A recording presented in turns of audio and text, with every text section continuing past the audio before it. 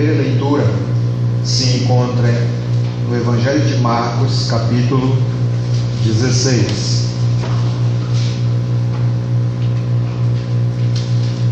Marcos, capítulo 16.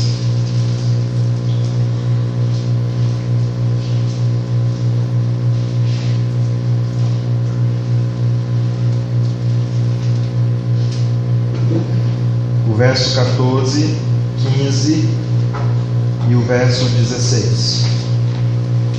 Diz assim a palavra de Deus: Finalmente apareceu Jesus aos 11, quando estavam à mesa, e censurou-lhes a incredulidade e dureza de coração, porque não deram crédito aos que o tinham visto já ressuscitado.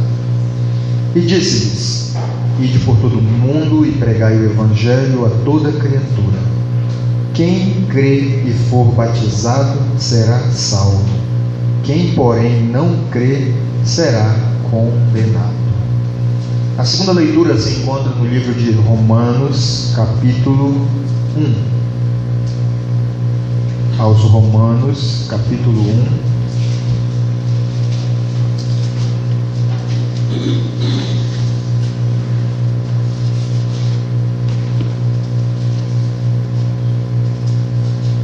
Verso 16. Pois não me envergonho do Evangelho, porque é o poder de Deus para a salvação de todo aquele que crê, primeiro do judeu e também do grego. Amado Deus, eterno Pai que estás nos céus, no nome de Jesus, mais uma vez a tua igreja está diante da tua palavra, Senhor. E a tua palavra precisa continuar sempre soberana nas nossas vidas. E para que isto aconteça, Senhor, nós precisamos da direção do teu Espírito Santo, pois ele é o que conduz, Pai amado, toda a fonte de sabedoria. Dele conduz, Senhor meu Deus, todo o alimento e ensino que a tua igreja precisa, Senhor.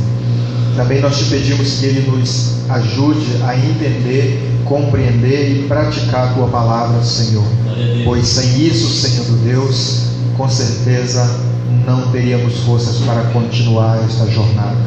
Me ajuda e ajuda a tua igreja neste momento, no nome de Jesus eu te peço, amém. Glória a Deus. Poder sentar, amados irmãos. Vamos para a nossa missão de hoje, né? Nós vamos tratar do tema em geral, a nova vida em Cristo, e o tema de hoje, contando a boa notícia, né? Você já se deparou com alguém que não sabe dar uma notícia? Você conhece alguém? Tanto faz ser uma notícia boa como uma notícia ruim. Você conhece alguém que não sabe dar a notícia?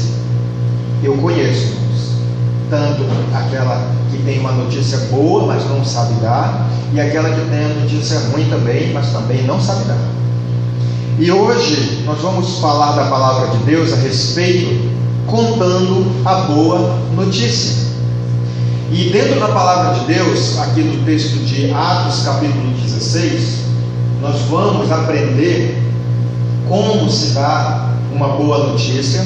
Mas esta notícia aqui, ela não é uma notícia qualquer, tá? Em primeiro lugar, quando nós falamos contando a boa notícia, nós queremos falar a respeito do Evangelho, tá? O Evangelho, que é a boa notícia, e o conteúdo do Evangelho chama-se Jesus Cristo. Então, quando alguém perguntar para você, tá? O que é a boa notícia?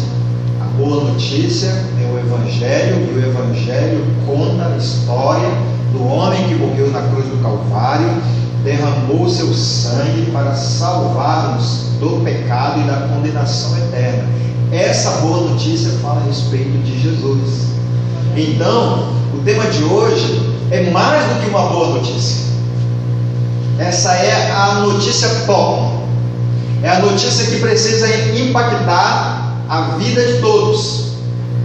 Mas dependendo de como você conta essa boa notícia, tá?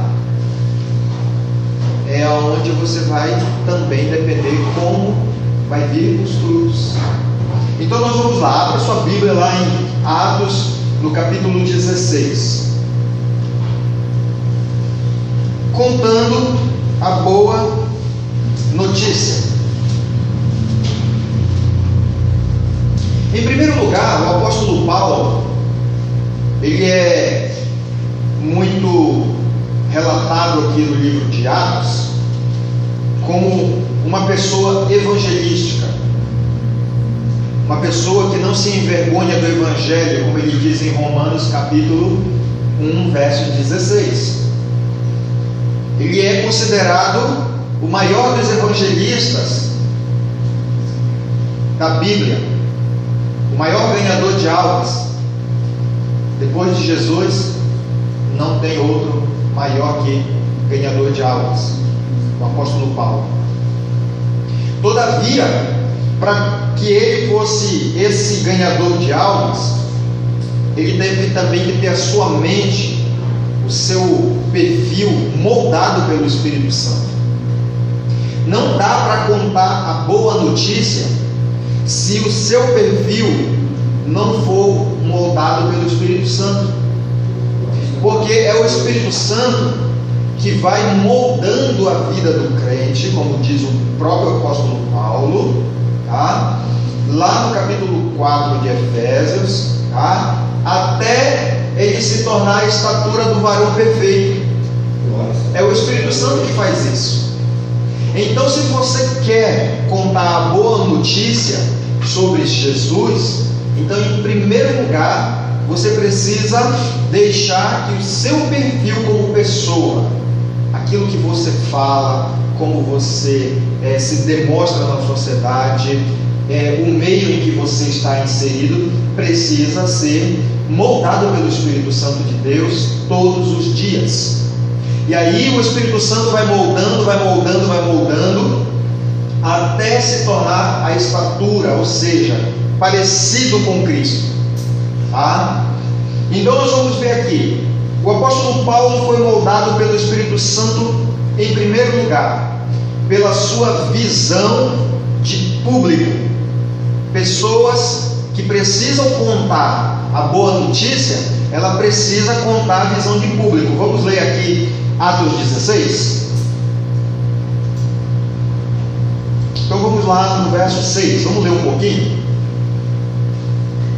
E percorrendo a região frígia, Gálata, tendo sido impedidos pelo Espírito Santo de pregar a palavra na Ásia, defrontando Mísia, tentavam ir para Bitínia, mas o Espírito de Jesus não o permitiu. E tendo contornado Mísia, desceram a Troade. À noite, sobreveio a Paulo uma visão no qual um varão macedônio estava em pé e lhe rogava, dizendo: passa a Macedônia e ajuda-nos. Então, em primeiro lugar, irmãos, para contar a boa notícia é necessário ter a visão social moldada pelo Espírito Santo. Então veja que o apóstolo Paulo está na região da Ásia e ele está pregando, ele está ensinando a palavra, só que ele ainda não tem a visão ampla de como a boa notícia pode ser contada e aonde ela pode chegar. E aí, qual era o foco dele, do apóstolo Paulo, dentro da sua visão? Eu tenho que pregar, eu tenho que ensinar, né? Mas a minha visão está reduzida. Então vamos lá, irmãos. A nossa família é importante para ganhar para Jesus? É importante. A nossa vizinhança é importante? Nossos amigos do trabalho, faculdade, no meio social onde nós vivemos são importantes? São importantes. E muitas vezes nós nos ocupamos de maneira tal em que nós focamos apenas nestes, certo? E nós fazemos planos mirabolantes. para alcançá-los. PG, chá da tarde, pizza à noite, bate-papo, encontro de mulheres, encontro de homens, né? Encontro de solteiros, encontro de namorados. Então, muitas vezes a nossa visão ela está reduzida. Mas veja aqui que quando o apóstolo Paulo, cada vez que ele tentava fazer algo para pregar apenas para os irmãos da Ásia, algo dava errado. E esse algo que dava errado chama-se Espírito Santo, ou seja, o Espírito de Jesus. Por quê? Porque quando a visão ela precisa ser moldada, Deus coloca o dedo e vai mudando a trajetória. E aí o que acontece? Ele teve essa visão, e qual era essa visão? Que agora não era mais a Ásia, né? Hoje atualmente conhecido como a Turquia, né? Que precisava ser evangelizada, que precisava ouvir a boa notícia. Lá já haviam algumas pessoas, como no capítulo 16, verso 1, você vai ver que lá ele já havia Timóteo, já tinha fruto de Timóteo, já havia Apolo, já havia Priscila, já havia as famílias de Timóteo. Então havia muitas pessoas que já tinham ouvido da boa notícia. Só que agora a boa notícia precisava chegar na Europa. Então, trazendo para a nossa realidade, muitas vezes nós queremos continuar pregando apenas para os nossos, de perto. E quando Deus muda a visão para que façamos a obra amplamente, tá? Ele nos impede de fazer algo somente para os nossos, para que a gente faça também um pouquinho mais para frente. Então vamos continuar aqui. Então, para se contar a boa notícia, é necessário ter a visão mudada pelo Espírito Santo de Deus. Você já pensou nisso? Como que está a sua visão em relação ao Evangelho, as pessoas que precisam ouvir sobre Jesus, tá? E aí, quando Paulo entendeu que o Espírito Santo tinha uma obra para fazer lá na Europa, veja o que acontece. Ele passa no verso 10. Assim que teve a visão, imediatamente procuramos partir para aquele destino. Então, quando o Espírito Santo muda a visão, a atitude também muda. E muda também imediatamente. Por isso que nós precisamos pensar: Senhor, eu estou contando a boa notícia dentro da visão bíblica, dentro da visão do Espírito Santo. É importante nós perguntarmos para o Senhor.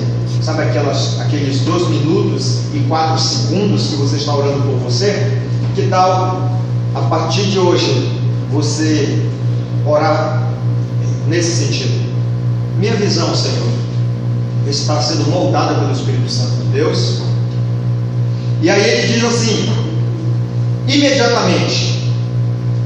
E aí, imediatamente, a visão mudada pelo Espírito Santo, então ele passou a entender que a boa notícia precisava ser ouvida pelas pessoas da Europa.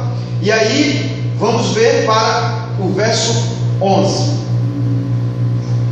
Tendo, pois, navegado de Troade, seguimos em direção a Samotrácia no dia seguinte a Neápolis, e dali a Filipos, cidade da Macedônia. Lembra? Que era a visão lá que o homem lá da Macedônia tinha dito para ele: passa para cá e vem nos ajudar. E aí ele chegou nessa cidade, tá? Nessa cidade permaneceram alguns dias. Segunda forma de contar a boa notícia: observando o mandamento do Senhor. Então, ou seja, o testemunho pessoal daquilo que você crê, daquilo que você está aprendendo. A boa notícia não se fala com a voz, ou melhor, não se propaga apenas com a voz, ela se propaga com o testemunho. Isso é fundamental. Então, se a boa notícia, ela precisa ter visão moldada, e através da visão moldada pelo Espírito Santo, o testemunho pessoal também se dá, contando a boa notícia. E aí ele diz assim, no sábado saímos à cidade para junto do rio, onde nos pareceu haver um lugar de oração, e assentando-nos falamos às mulheres que para ali tinham concorrido.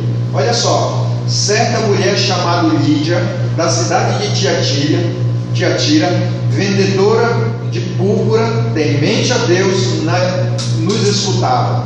O Senhor lhes abriu o coração para atender as coisas que Paulo dizia. Então veja, irmãos, o testemunho daquilo que o Paulo cria, no caso o mandamento do sábado, no caso da oração, e depois desse testemunho, com certeza o apóstolo começou a ensinar, e aquela mulher ali observava. Então o que estava acontecendo na Europa? Tinha pessoas que conheciam Deus, mas ainda precisavam entender, é o que está escrito aqui na palavra. Então a boa notícia, ela se dá com o testemunho, tá? E um testemunho claro, aonde as pessoas venham entender perfeitamente o que se faz. Você já viu as pessoas perdidas dentro da igreja? Muitas vezes ela não entende o que está acontecendo dentro da igreja. Ela conhece a Deus, mas ela ainda não entende. Então a boa notícia se faz com o testemunho pessoal em relação aos mandamentos do Senhor, a questão do dia do sábado, a questão da oração. E esta mulher ficava ali observando. Veja que no verso 15 nos diz assim, depois de ser batizada, ela e toda a sua casa nos rogou, dizendo: se julgais que eu sou fiel ao Senhor, entrai na minha casa e aí ficai. E nos constrangeu a isso.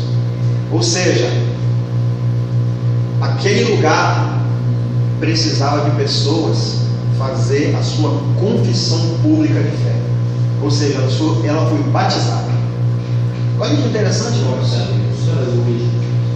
Veja que a boa notícia, ela se dá pelo testemunho, pela oração, pela explicação da palavra. Porque pessoas que conhecem a Deus precisavam fazer o seu testemunho público. Amém? Então vamos lá. A boa notícia também se dá com a percepção espiritual. Esses dias nós passamos aí uma prova de percepção espiritual, foi, André? Não? Sem percepção espiritual não tem como falar da boa notícia de Jesus. Tem coisas que são malignas, irmãos. Tem coisas que são artimanhas de Satanás. E o crente que conta a boa notícia precisa ter a percepção espiritual. Então veja que ele só tem a percepção espiritual, em primeiro lugar, pela visão moldada pelo Espírito Santo. Em segundo lugar, pelo testemunho pessoal em relação ao mandamento, em relação à oração, em relação à explicação da palavra. E agora, o que acontece aqui, irmãos? Vamos ler o verso 16. Aconteceu que indo nós para o lugar da oração, nos saiu ao encontro uma jovem possessa de espírito adivinhador, a qual adivinhando dava grandes lucros aos seus senhores, seguindo a Paulo e a nós, clamava dizendo: estes homens são servos de Deus Altíssimo e vos anunciam o caminho da salvação. Olha só, espíritos adivinhadores, que são espíritos malignos, eles próprios testemunhando a respeito de Jesus. E a Bíblia diz que eles creem e estremecem. Então, quem quer contar a boa notícia precisa ter a percepção espiritual. E aí ele diz assim, isso se repetia por muitos dias. Então Paulo, já indignado, voltando-se disse ao Espírito: em nome de Jesus Cristo eu te mando, retira-te dela. E ele na mesma hora saiu. Glória a Deus. Então, a boa notícia que nós falamos a respeito de Jesus, se fala a respeito de coisas espirituais, de vida eterna, de libertação, e precisa ter a percepção espiritual. E aí, irmãos, é que vem a grande prova, que ninguém conta a boa notícia sobre Jesus que não venha as consequências. Vamos ver as consequências, irmãos? De repente você não quer ouvir as consequências, mas precisa ser pregado, né? Porque é bom a gente falar assim, olha, a nova vida em Cristo, a boa notícia é Jesus. Mas e aí? Quais são as consequências de servir Jesus? E as consequências vêm para aquele que tem a visão moldada pelo Espírito Santo. A consequência vem para aquele que observa o mandamento do Senhor, que observa o dia de descanso, a oração, que ensina a palavra do Senhor e leva pessoas ao batismo, no caso de Lídia, que tem a percepção espiritual e quebra os laços do inimigo, no caso aqui da mulher adivinhadora. Agora veja o que acontece como consequências de servir a Jesus. Paulo e Silas açoitados e presos, vendo os seus senhores que se lhes desfizera a esperança do lucro, agarrando em Paulo e Silas, o arrastaram para a praça, à presença das autoridades, e levando-os aos pretores, disseram: estes homens, sendo judeus, perturbam nossa cidade, propagando costumes que não podemos receber nem praticar, porque somos romanos. Levantou-se a multidão unida contra eles, e os pretores, rasgando-lhes as vestes, mandaram açoitá-los com varas. E depois de lhes darem muitos açoites, os lançaram no cárcere, ordenando ao carcereiro que os guardasse com toda a segurança. Este, recebendo tal ordem, levou-os para o cárcere interior e lhes prendeu os pés no tronco. Vendo? Muitas vezes a gente não entende as aflições da vida. E se nós passamos por aflições da vida, com certeza Deus tem mudado a sua visão. Se nós passamos por aflição da vida, muitas vezes é porque você tem procurado ser um fiel obediente ao mandamento do Senhor. Se você tem passado por aflição, porque muitas vezes você está perseverando na oração, e o inimigo não quer que façamos isso. E muitas vezes nós estamos, como diz os pentecostais, saqueando o inferno, ou seja, levando a palavra de Deus às pessoas que não conhecem Jesus. E aí vem os problemas, veio o contragolpe do inimigo. Você está entendendo, né, irmão? Por quê?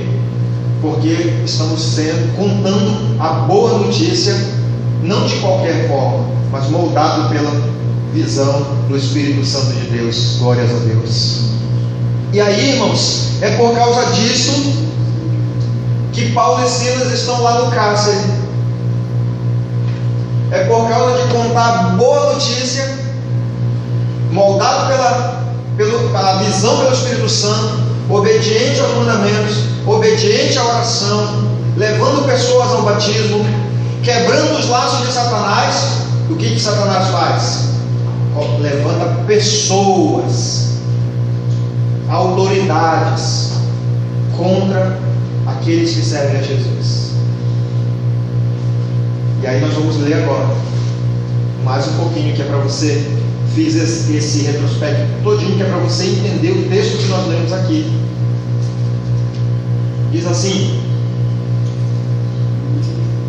por volta da meia-noite, verso 25, Paulo e Silas oravam, cantavam louvores a Deus, e os demais companheiros da prisão escutava.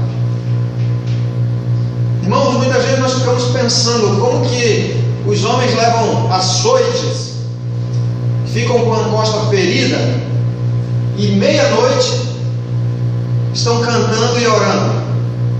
Isso só acontece, irmãos, tá? Para quem tem a visão moldada pelo Espírito Santo. Glória a Deus. Isso só acontece para aquele que persevera na oração. Isso só acontece para aquele que mantém o seu testemunho fiel a Cristo Jesus. Que mesmo diante das aflições, pode ser 1 da manhã, né? Pode ser altas horas da madrugada, irmãos. Mesmo diante de tanta aflição, você não está lá entregue à depressão, se sentindo um coitadinho.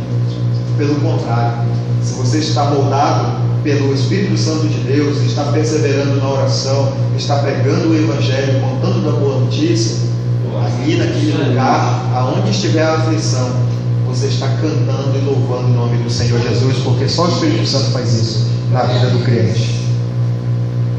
E aí ele diz que por causa disso, da oração, os companheiros ouviam. No verso 26 diz: de repente veio tamanho terremoto que sacudiu os alicerces da prisão, abriram todas as portas, soltaram-se as cadeias de todos. Irmãos, terremoto, até o terremoto de Deus é sobrenatural, porque o terremoto natural, quando ele acontece em determinado lugar, ele já abala as estruturas e tudo é desabado. Tudo desaba. E muitos morrem. Não é verdade? Mas esse terremoto aqui, sobrenatural de Deus, abalou as estruturas, mas não desabou. Pelo contrário, as grades e as cadeias se soltaram, porque é o terremoto sobrenatural de Deus. E aí, irmãos, é onde nós entramos no texto que foi lido, né?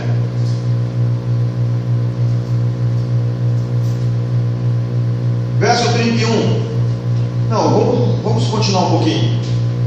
Vamos voltar um pouquinho aqui, só para você entender. O carcereiro despertou do sono e, vendo abertas as portas do cárcere, puxando a espada, ia suicidar-se, supondo que os presos tivessem fugido.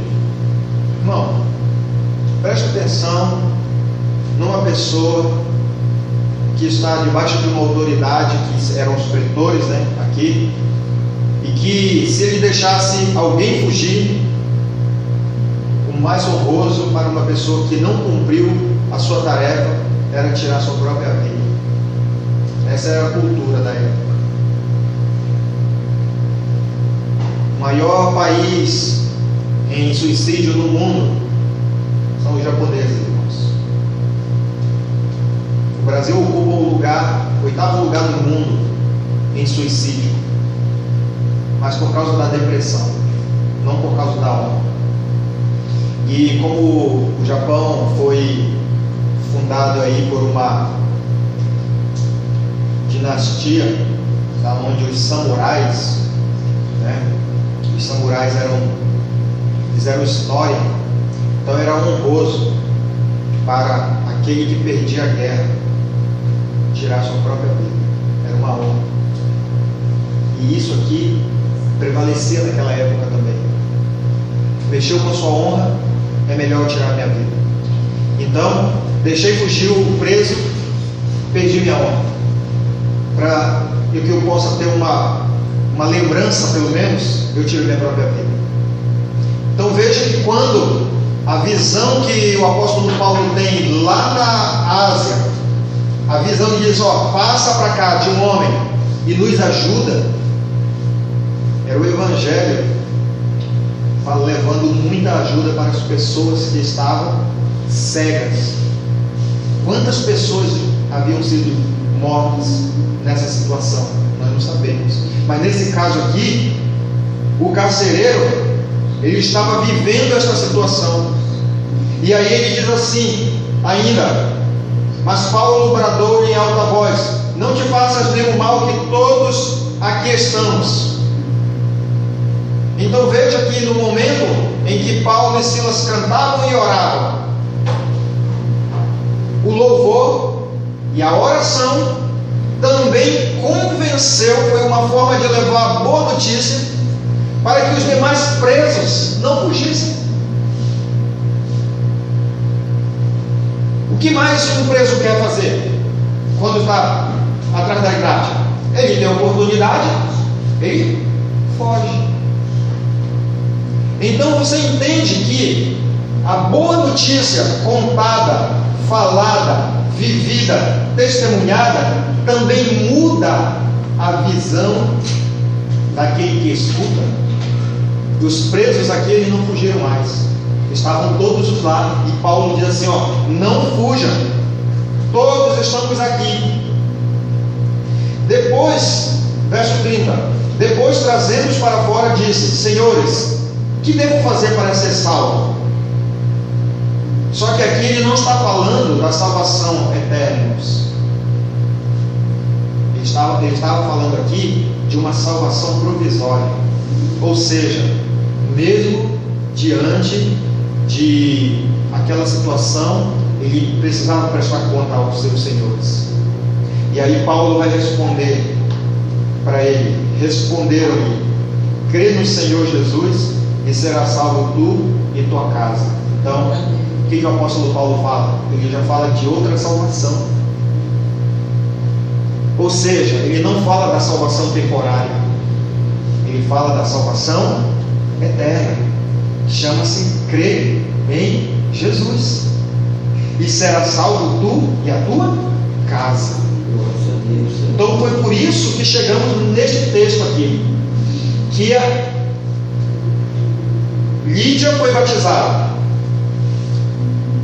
a mulher com espírito adivinhador libertada, e agora presos e mais o carcereiro.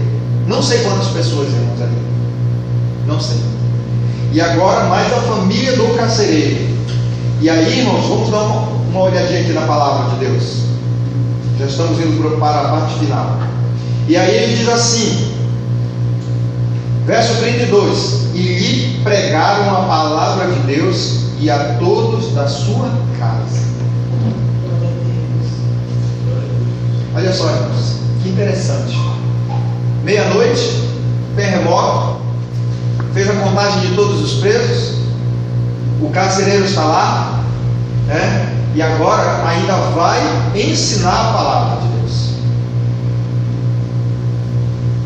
Verso 33, para você não ficar em dúvida. Naquela mesma hora da noite. Qual era a hora da noite? Por volta da meia-noite. Cuidando deles, lavou-lhes os vergões dos açoites. Visão?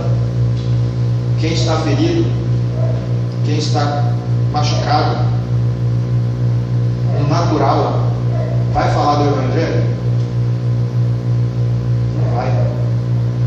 Mas na visão espiritual, na mente moldada por Deus, no testemunho por Deus, tá? Depois que o homem lá, o carcereiro, foi ensinado a palavra, né?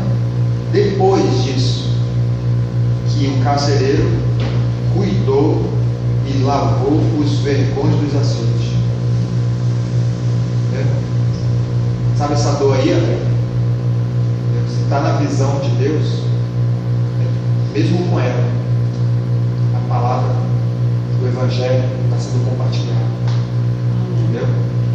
Mesmo na tristeza, o Evangelho está sendo compartilhado, porque a visão é outra. Então vamos continuar aqui. Ó, a seguir foi ele batizado e todos os seus. Então, levando-os para a sua própria casa, lhe pôs a mesa, e com todos os seus manifestavam grande alegria por ter crido em Deus. Graças a Deus. Bendito seja o nome do Senhor. Então, volta àquela imagem lá contando a boa notícia. Ela tem tudo a ver com a nova vida em Cristo. A nova vida em Cristo precisa ter a visão mudada pelo Espírito Santo. A nova vida em Cristo precisa ser testemunhada pela obediência do mandamento, pela perseverança da oração e por fazer discípulos, ou seja, batizar. A nova vida em Cristo precisa libertar as pessoas das cadeias de Satanás. Todavia, há consequências, irmãos, porque o Satanás ataca novamente.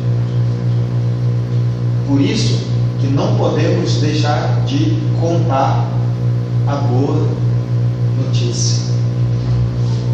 A boa notícia, ela também é contada mesmo diante das dificuldades, dos problemas. E ainda tem outra maneira de contar a boa notícia que eu quero terminar agora. Ou seja, falar de Jesus, né? Vamos ler o verso 45? Amanheceu. Tudo durante a noite aconteceu, né? Estava preso, salvou o carcereiro, os familiares, cuidou do vergão, batizou, ensinou a palavra, tudo durante a noite e madrugada. Aí olha só, o carcereiro levou ele para casa, depois voltaram de novo. Quando amanheceu, os pretores enviaram o oficial da justiça com a seguinte ordem: põe aqueles homens em liberdade. Então o carcereiro comunicou a Paulo estas palavras: os pretores ordenaram que fosses posto em liberdade. Agora, pois, sai e ide em paz. Aí o que Paulo vai dizer. Paulo, porém, lhes replicou: sem ter havido processo formal contra nós, nos açoitaram publicamente e nos recolheram ao cárcere, sendo nós cidadãos romanos. Querem agora as ocultas lançar-nos fora? Não será assim. Pelo contrário, venham eles e pessoalmente nos ponham em liberdade. Ou seja, aquele que conta a boa notícia também precisa estar informado dos seus direitos e precisa lutar pelos seus direitos. É isso que Paulo está dizendo, tá? Por exemplo, contando a boa notícia, eu tenho uma fé, eu posso falar de Jesus, mas a legislação, ela me apoia. Então, o crente também precisa contar a boa notícia, mas também ele precisa conhecer os seus direitos. E aí, olha só, irmãos, Paulo foi lutar pelos seus direitos. Os oficiais da justiça comunicaram isso aos pretores e estes ficaram possuídos de temor. Quando souberam que se tratava de cidadãos romanos, então foram ter com eles e lhe pediram desculpas. E relaxando-lhes a prisão, rogaram que se retirassem da cidade. Ou seja, apesar de grandes dificuldades, as autoridades precisam também conhecer que nós somos conhecedores dos nossos direitos. Amém? Eu quero pedir a você apontar sem pé. Para quem que você vai contar a boa notícia? Antes de você pensar para quem você vai contar a boa notícia, eu gostaria que agora nós orássemos, tá? E passássemos a falar com o Senhor. Orar com esses objetivos. Pai amado, em nome de Jesus, nós estamos aqui, Senhor meu Deus, vivendo uma nova vida em Cristo. Pai amado, Tu nos resgataste das trevas, Tu nos deste, Senhor, novas oportunidades, Tu nos deste novas chances, nos lavaste, nos remiste, Senhor meu Deus, e aqui nós estamos, Pai amado.